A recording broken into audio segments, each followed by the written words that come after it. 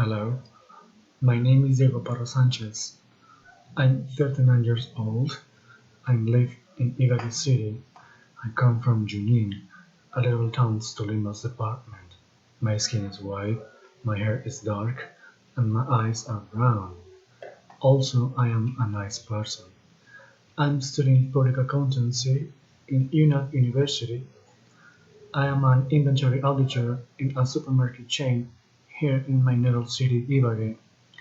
My favorite hobby is go a theater and go and watch a good movie with my friends and my couple. I have a beautiful family. My mother, her name is Maria Ruth. She is 64 and she works at home making different things to make some money as fix clothes. Mom is one of the most important person in my life. She's beauty and very understanding mother. I can trust her anything. My twin brother Carlos Augusto, he's 39 obviously, he's single and we work at the same enterprise, but in a different area. He is in meat and fish section. We are very close and we have almost the same likes. My older sister Sandra Liliana, she lives in Bogota City with her daughter Daniela. My sister worked in a call center and it's a hard job, but she enjoyed it so much.